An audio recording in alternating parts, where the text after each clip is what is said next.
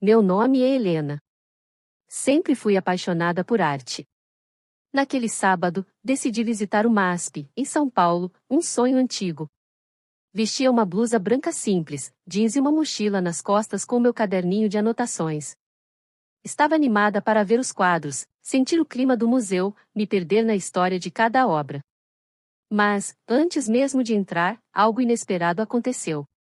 Perto da entrada, na calçada da Avenida Paulista, uma mulher me chamou. Era uma cigana. Tinha os olhos verdes, intensos, lenço colorido na cabeça e uma expressão assustada. Ela segurou meu braço com força e disse em voz baixa: "Não entre agora. Tem algo em volta de você, algo grande vai acontecer." Fiquei paralisada. Ela me olhava como se enxergasse minha alma. "Você vai encontrar o amor da sua vida hoje. Mas, cuidado. Nem todo amor é o que parece." Antes que eu pudesse reagir, ela desapareceu entre as pessoas. Entrei no museu meio tonta, tentando esquecer aquilo. Talvez fosse só uma atriz de rua fazendo encenação, pensei. No MASP, enquanto observava um quadro de Renoir, senti alguém ao meu lado. Bonito, não é? Era um homem.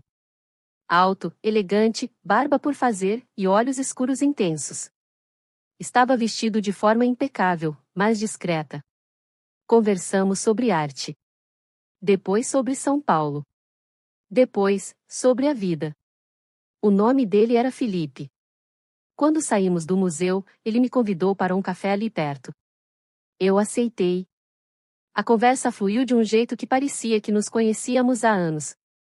Ele me levou até seu carro, um sedã importado preto, impecável.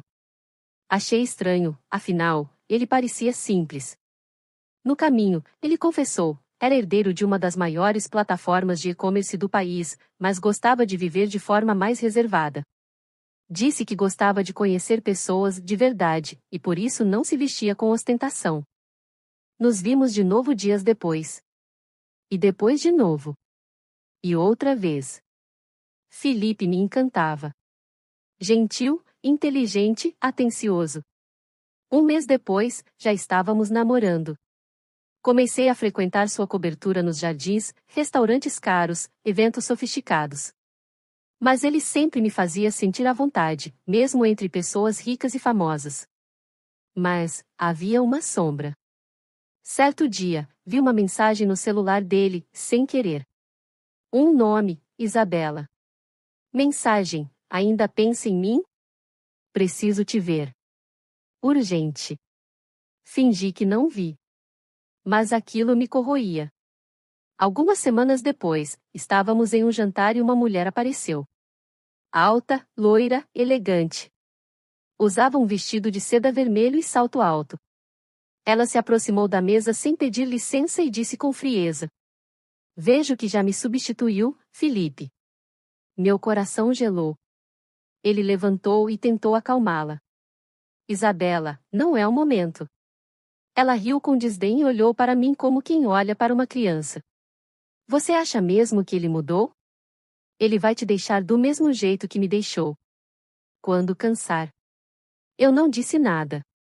Apenas me levantei e fui embora. Felipe foi atrás de mim. Disse que Isabela era seu passado, que o relacionamento deles era tóxico e já havia acabado. Eu quis acreditar. Mas a dúvida já estava plantada. Dias depois, Felipe viajou a trabalho. Disse que era uma viagem rápida, 2 dias no Rio.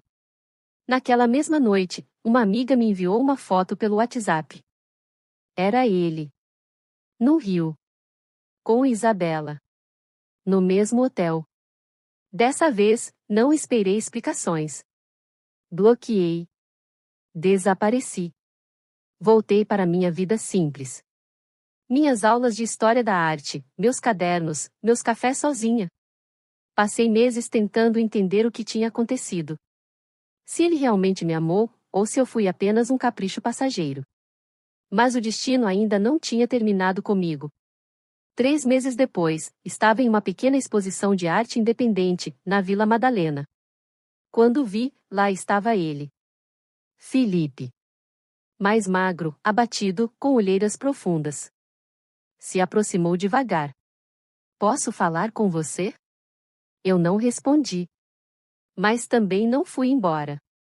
Ele disse que foi um erro ter encontrado Isabela. Que tinha sido manipulado. Que não tinha dormido com ela. Que passou meses tentando me encontrar, mas eu havia desaparecido das redes sociais. Disse que me amava. Que tinha perdido tudo. Menos a esperança de me reencontrar. Eu não sabia o que dizer. Meu coração batia forte, mas meu orgulho ainda doía. Ele me estendeu uma pequena caixa. Dentro, um colar com um pingente em forma de pincel. Para nunca esquecer que você é arte. E eu, fui tolo de não perceber isso antes. Chorei. Mas não o abracei. Ainda não. Fui embora com o colar na mão e o coração apertado. Porque às vezes, o amor não é sobre voltar. É sobre aprender. E seguir em frente. Levei o colar para casa como quem carrega um fragmento do passado que ainda pulsa. Coloquei-o na gaveta ao lado do meu caderno de anotações e passei dias tentando esquecer aquela noite na Vila Madalena. Mas era inútil. As palavras dele ecoavam em mim. O jeito que ele me olhou, como se ainda houvesse uma chance. Demorei semanas para responder a uma mensagem que ele havia mandado depois daquela noite. Se algum dia quiser conversar de novo, estarei aqui. Com o mesmo sentimento. Com menos erros. E um dia, eu quis.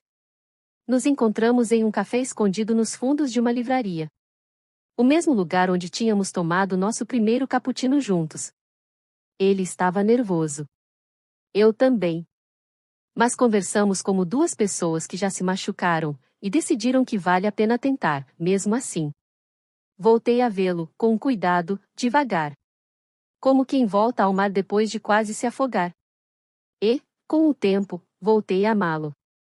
Ou talvez nunca tivesse deixado. 2 meses depois, estávamos oficialmente juntos de novo. Mais cautelosos, mais maduros. E, pela primeira vez, falávamos abertamente sobre nossos medos, cicatrizes, expectativas. Por algum tempo, tudo parecia caminhar. Até que, em uma manhã de quarta-feira, ele me ligou. A voz dele estava diferente. Baixa. Tensa. Helena, preciso te contar uma coisa. É importante. Mas quero que você ouça até o fim, por favor. Eu já sabia que algo estava errado. Ele foi até meu apartamento naquela noite. Não havia flores, nem sorrisos. Apenas ele, pálido, segurando um envelope. A Isabela está grávida. Ela me procurou há uma semana. Disse que está grávida de quase 3 meses. Fez o teste de DNA pré-natal. O resultado deu 99,9% de compatibilidade. Senti um gosto amargo subir pela garganta. Você dormiu com ela naquele dia no Rio, não foi? Ele baixou os olhos. Sim. Eu fui fraco. Fui tolo. Achei que poderia encerrar aquilo direito, e me enrosquei de novo na confusão. Me levantei. Não chorei. Mas tremi por dentro. E agora? Ela quer ter o bebê. Disse que vai criá-lo, com ou sem minha ajuda. Eu quero assumir minha responsabilidade. Mas não quero perder você. Não quero que isso destrua o que a gente reconstruiu. Respirei fundo. Tudo em mim gritava. Ele estendeu o envelope. Dentro, a cópia do exame. Um bilhete de Isabela rabiscado à mão. Não quero você de volta. Só quero que saiba que esta criança tem seu sangue. E que você aprenda o que significa consequência. Passei a noite em claro. Pensando. Lembrando da cigana. Você vai encontrar o amor da sua vida. Mas, cuidado. O amor da minha vida estava agora diante de uma escolha que não envolvia só nós dois. Havia uma criança. Havia uma outra mulher. Havia um passado que voltava em forma de vida. Nos dias seguintes, nos afastamos. Não por falta de amor, mas por excesso de dor. Eu precisava decidir. 3 semanas depois, o reencontrei em um parque, em frente ao lago. Ele estava sentado no banco onde costumávamos ficar observando os patos. Me viu chegando e sorriu de leve. Está linda. Ele disse, como se o mundo ainda fosse possível. Sentei ao lado dele, sem tocar. Você vai ser pai. Isso muda tudo. Ele assentiu. Mas não muda o que eu sinto por você. Olhei para o céu. Eu sei. Mas talvez mude o que eu preciso agora. Você vai ser incrível com esse bebê. E talvez um dia, quando tudo isso se acalmar, a gente se reencontre. Ele pegou minha mão. Apertou com carinho. Sem tentar convencer. Apenas presente. Se esse dia chegar, estarei aqui. Com o mesmo amor. Com menos erros. Me levantei. Dei um beijo leve na testa dele. E fui embora. O colar com o pincel ainda estava comigo. Mas agora, era um símbolo de outra coisa. Da mulher que aprendeu que amor não é só desejo, paixão ou lembrança. É também responsabilidade. Coragem. E às vezes, renúncia. Porque algumas histórias de amor não acabam. Elas apenas viram silêncio. E deixam espaço para novas histórias começarem. Se você gostou da minha história, deixa seu like e se inscreve no canal.